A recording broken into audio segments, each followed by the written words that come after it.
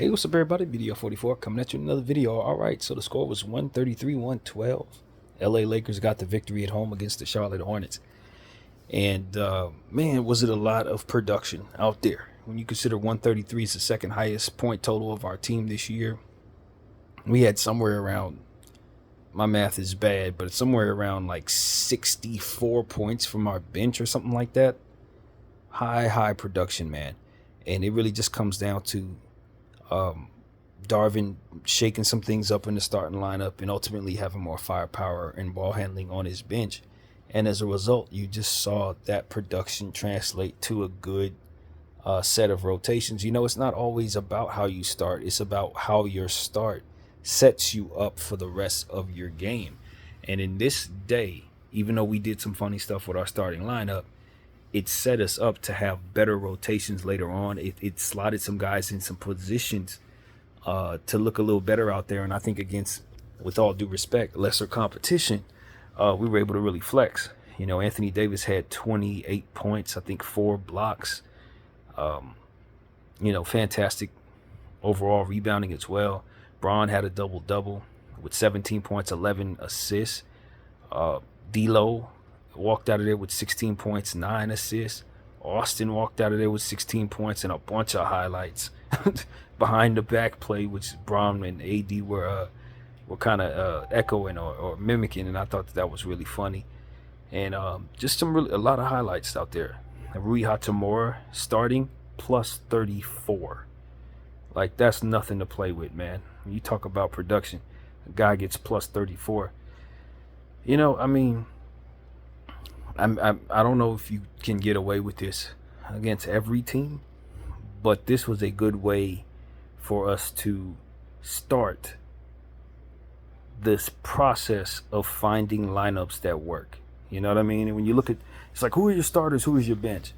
It's not always about if your starting lineup more so is going to fit with one another, but is your starting lineup going to allow for everybody to slot in comfortably throughout the course of the game in positions that allow them to showcase their strengths? And I thought we did a much better job tonight of seeing that, and the production showed. Nick Richards was 5 for 5 for the Hornets. I think he was the guy that kind of stood out for me just looking at the box score. They had like 5 players in double figures or 6 players in double figures. Most of them were their starters. But you know, look at our team. I think 1, 2, 5, 6, 7, like 8, 7 players in double figures or something like that. I mean, we really took it to a Hornets team that just was shorthanded and not very talented out there. I'm very happy with what I saw out there. I don't know how excited I should be, because again, at the end of the day, it was the Charlotte Hornets on the road, and you're supposed to beat that team for sure. But I think the highlights were plentiful. The scoring was great, and even though the officiating was kind of rough there in the third quarter, it looked like some of the calls they were calling were just kind of ridiculous against us. I thought ultimately this was a very fun game to watch, and one you would want to win. You know, with the stretch that we're on, playing nothing but great teams, Boston, Minnesota, OKC. Like, you really need to win this game. And the Los Angeles Lakers took advantage of a team that they could take advantage of. We didn't let the process of this possibly being a trap game trap us. And I think you're really appreciative of how your team came out tonight if you're a Laker fan. You know, a lot of energy is the word. I think we came out there with a great deal of energy, a great deal of intensity to exceed what otherwise was coming at us. We didn't play to the level of the opponent in the second half specifically. In the first half, it was a little shaky there.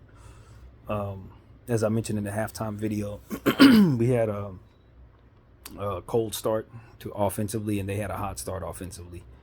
But that switched. That literally switched, and we ended up having a hot overall game. I think we shot above 50% from both the field and the three. And, you know, turnovers, I think we had like 11 turnovers, 63 points in the paint. And Just an overall really good game. I don't think we missed a free throw either. That's definitely something that needs to be said. The Lakers were 100% from the free throw line, if I'm not mistaken. And you got to give love to players who hadn't been playing in a while, who stepped out there and played great. Christian Wood and Max Christie, I thought were fantastic. We hadn't seen them in several games, and they both came out and really shined tonight. Max Christie had several blocks, hit some shots, rebounded the ball very well. I think he walked out of there with like 7 boards and maybe like double-digit points. I'm not sure exactly what, but had some blocks and steals. So, yeah, I thought Christian Wood played strong tonight, hit some threes. So you just saw lineups that looked better. We saw the infamous AD Wood front court, which I'm a big fan of. And even Jackson Hayes came in garbage time and got into double digits, man. He just hitting a mid-range jumper and all types of stuff like that. So it just wasn't a whole lot to not like. When you look at the highlights, is AD's had 2 posters. One of them was vicious on Nick Richards. You got the behind-the-back play for Austin Reeves. You got Rui Hachimura's dunking on, I believe it was Miles Bridges. So it was just a lot. It was a lot to appreciate about this basketball game. LeBron James with double-digit assists and only had to play 25 minutes, which I think is key. Because we had a kind of a lethargic Bron game against the Boston Celtics. And so for him tonight to be able to kind of focus in on assisting and not really taking on as much punishment, I thought was essential. He had a couple of threes fall, if I'm not mistaken. I think 1 or 2 of them fell for him. So I thought he had a quiet double-double where the assists were high and the minutes were low. And we really liked that. AD, same thing. The minutes weren't too high out there, but he was cooking, man. This was definitely a statement-type game for AD. He flexed on this team tonight. And, you just got to appreciate the Lakers when they come out against a bad team and play as if they have some urgency about them. And rooting for one another and just trying to shake off the bad vibes from all this losing that we've been doing, all this bad play we've been engaging in. So the honeymoon is over. We got the Minnesota Timberwolves next. And Ant-Man just went for 44 points, 6 threes. So it ain't going to be an easy win there. I can tell you right now, Minnesota's still the number 1 team in the Western Conference as of right now, and they don't seem to be slowing down at all. So we're going to have our hands tied there. And then we double back to New Orleans on the 30th, if I'm not mistaken, the very next night, to meet a team that I know is going to be anxious to show us better than what we saw from them in the bubble when we beat them by 1 million points. 44 to be exact. So, yeah, man. Definitely happy to have taken this W. We need to pile on the real ones. I'm hearing a lot of chirping about people thinking that we're going to beat a team that loses a game to the Detroit Pistons when we see them, which I think is disrespectful, but I understand why they feel that way. It's because we lost that San Antonio game. So for that type of chirp to go around right now and then to see us beat up on a Charlotte Hornets team, it speaks volumes to how serious we need to be. What we're capable of doing when we take games seriously. And so that's really what it's about, coming out against this bad team, dropping the second most points we've dropped on anyone's head this year, and making our presence felt. Making sure the teams understand that we have an urgency about us regardless who the opponent is.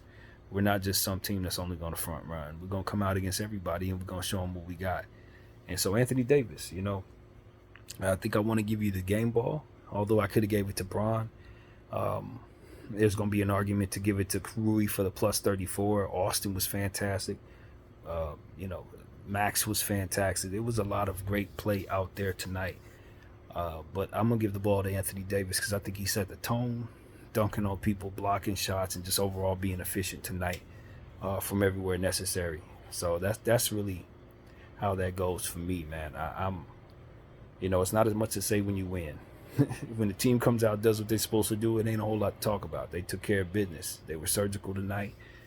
They had kept a good attitude, and this is how you want to see your team play, man. This is how you want to see your team play, not just against good teams in a tournament situation, but against everybody, man. And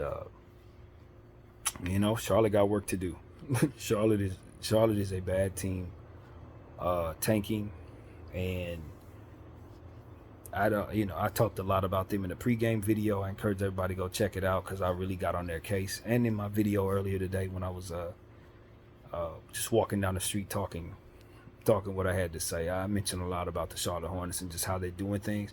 And tonight did not change my mind, man.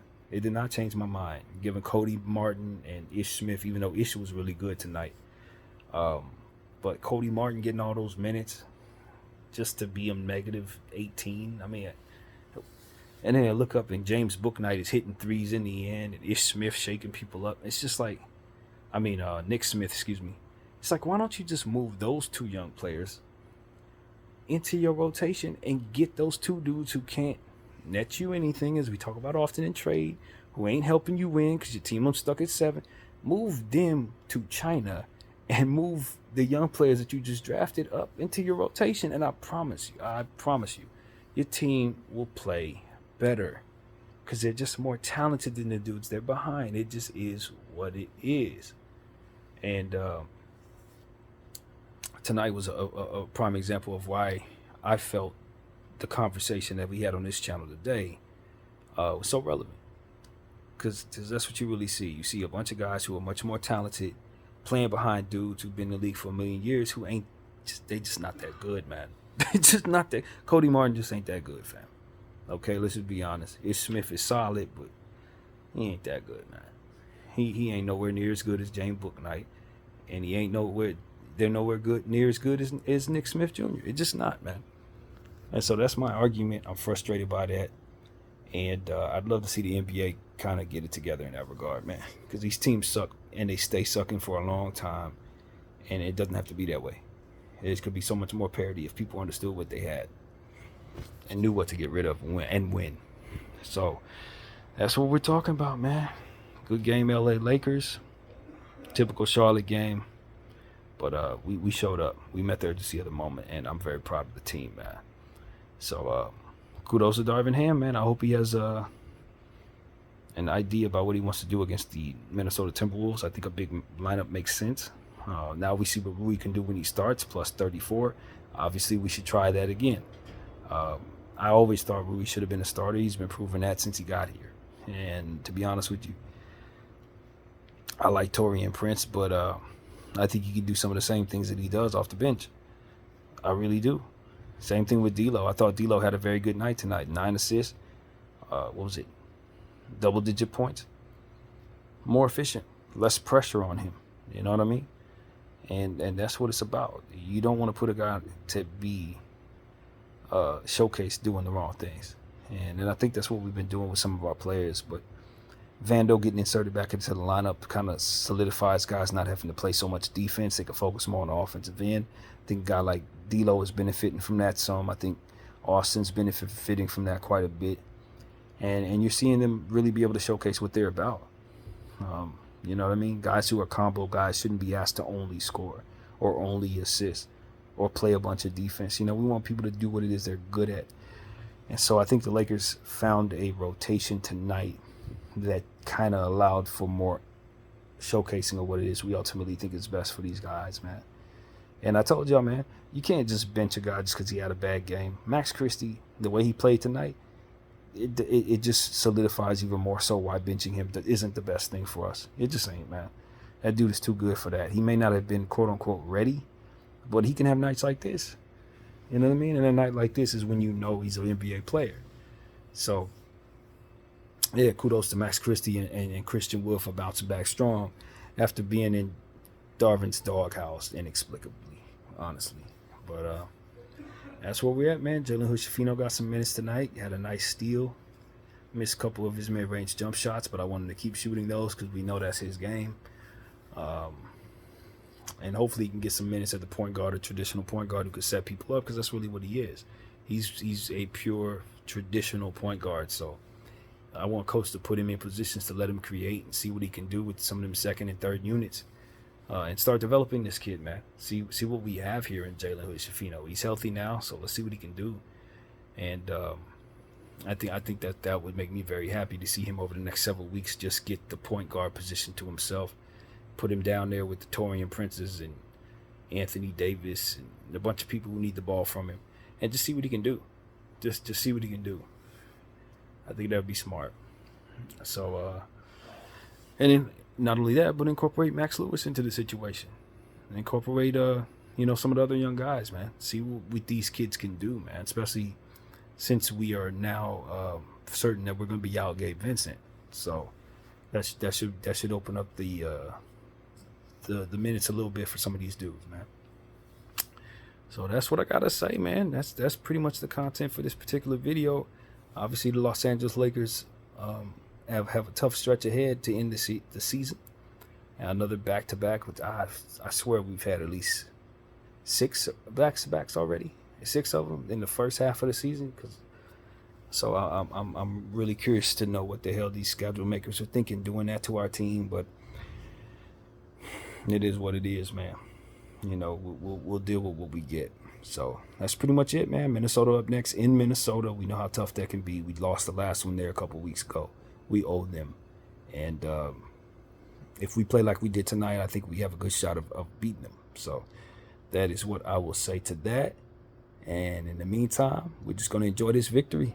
BDF 44. I thank y'all for watching. I'm out.